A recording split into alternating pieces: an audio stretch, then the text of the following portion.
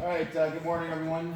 It's Thursday, November 15th, 2018, and I'm doing this lesson for the Penn State University WFED 105 program. This is assignment number 8. So our program title is Carpentry, and the course title is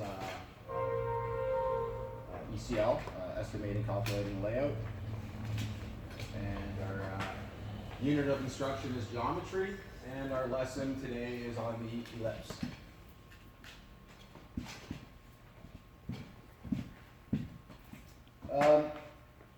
Today we're going to produce an ellipse using two different mechanical methods. Ellipses are used in both decorative and structural applications in construction.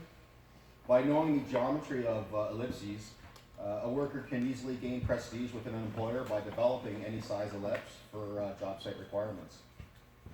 I'm going to demonstrate the two methods on page 37 of our Geo textbook. So if you guys want to open up to page 37.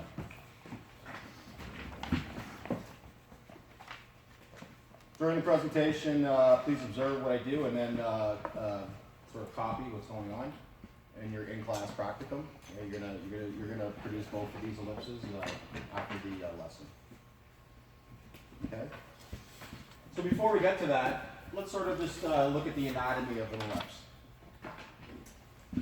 To make any true ellipse, you're going to need a 90-degree axis to start with. Okay. An ellipse has both a major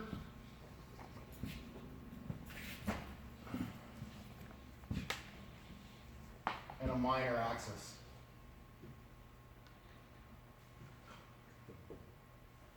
Okay? A major difference with an ellipse as to in a circle. Circles are curved, ellipses are curved, there's no straight lines anywhere. The major difference is that an ellipse has two center points called the foci, or the focal points. Okay? Whereas with a circle, we know that there's one center point, and when we draw a line to any point on the circle, we call that the radius. It's different with an ellipse. So our first method that we're going to do on page 37 is the Trammell method, how to lay out an ellipse practically on the site.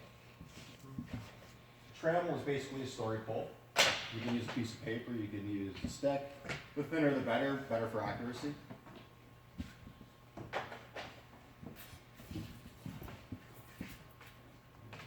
So what we want to do, first off, we're going to borrow from a previous lesson to get that true 90-degree axis, and we're going to bisect the line. And this line that we're going to bisect, I'm going to make a major axis of 10 inches.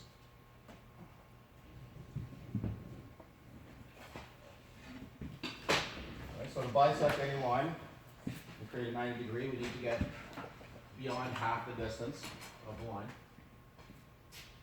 And begin to strike our arcs. Bisect the line.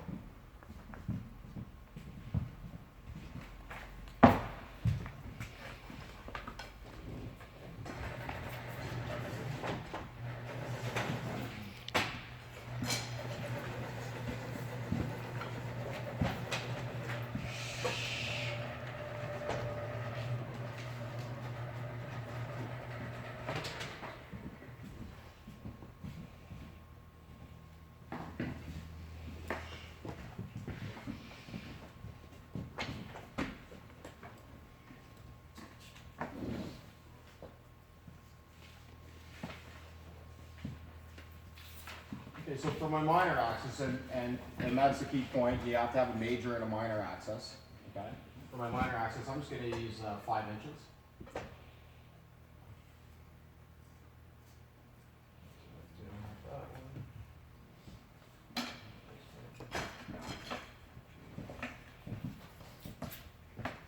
So the length of the major and minor axis are going to relate to the story pole of the Trammell, so that we can create this ellipse. What we need to do is we need to take from one point, both times, half the distance of the major axis and mark it on it,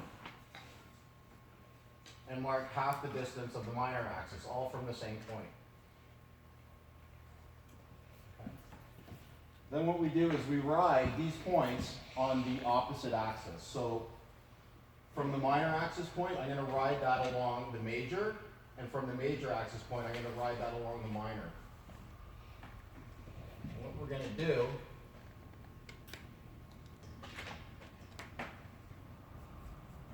is simply mark points as we ride those points along the major and minor axis. These points are basically a constant. You could define ellipse as one of these curved objects where the distance from the focal points is always the same, and that's basically what's happening here, is that this constant measurement traveling around the major and minor axis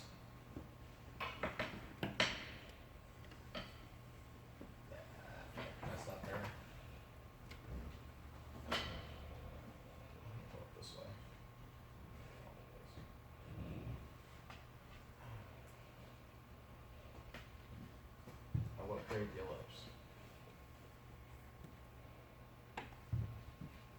This is a pretty decent method for accuracy. Obviously, the sharper your lines, the sharper your pen or pencil that you're using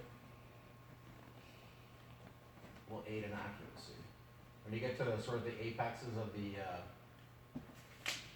major and minor, you got to sort of keep in mind what you're keeping and where.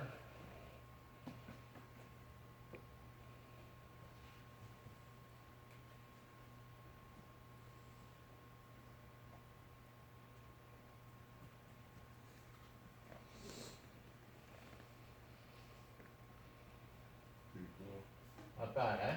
Yeah. Right? Pretty simple method. Knowing this sort of thing, on the job site could prove, could play out for some prestige for you. Just being able to do this really quickly without any sort of second thought to it.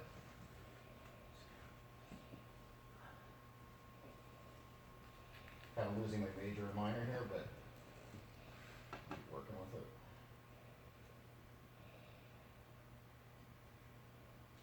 Okay, so this is the Trammell method, or you can call it the story pole method, whatever you like. The important thing to remember here is that half the major and half the minor relate to the story pole from the same point. And then when you make that point from half the minor, ride that along the major. And when you do half the major, ride that along the minor. The next method we're going to do is going to be the string and pin method. Okay? We need to find the focal points.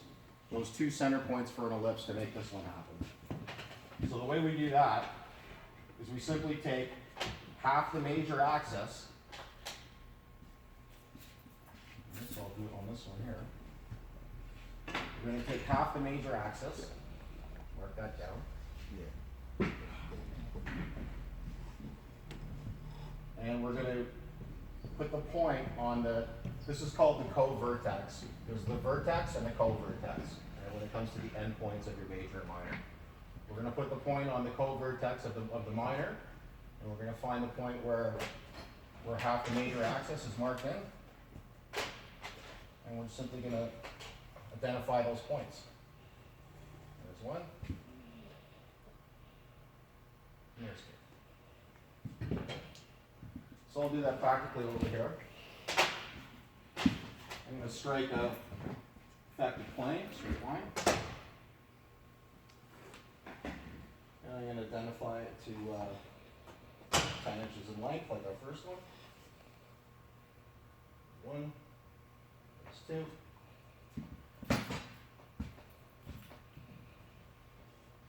Well, I can't really bisect the line with my small compass here, so I'll use a sword.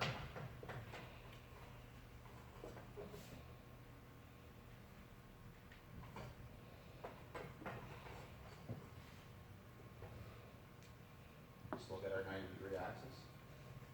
And I'm going to make this 5 inches again.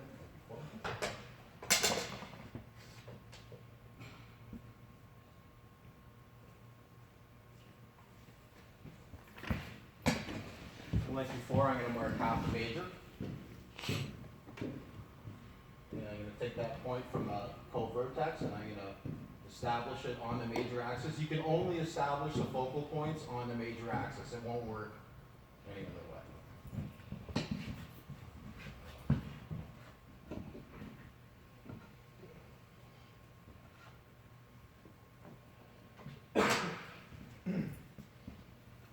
And so from there, I'm going to start using the pens. Now for accuracy, you probably want to consider the thickness of whatever you're using and sort of offset them, so that's what I'm going to do. I'm just going to offset them a little bit, see if I can get this right on my, see if I can get everything to end up on the vertex and the co-vertex. Nice and neat. Okay, and then you need a third pen on one of your co-vertex. This method, if you use good material, like string is stretchable, right? If you were to use some hanger wire for a picture, you get better accuracy because it wouldn't stretch on. What I'm going to do is I'm going to tie this on here.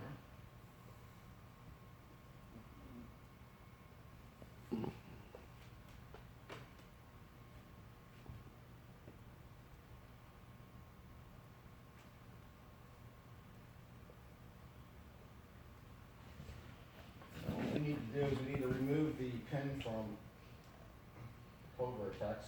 That's going to give us some flexibility here.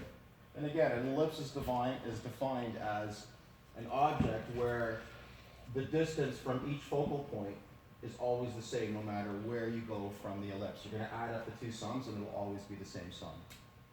So that's how we're going to be able to create this.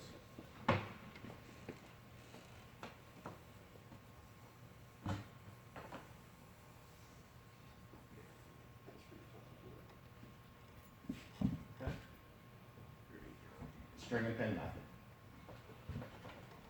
So let's summarize what we have here. When it comes to the Trammell story pole method, we need to establish half the major and half the minor on our story pole. Then we ride the half minor point along the major, and we ride the half major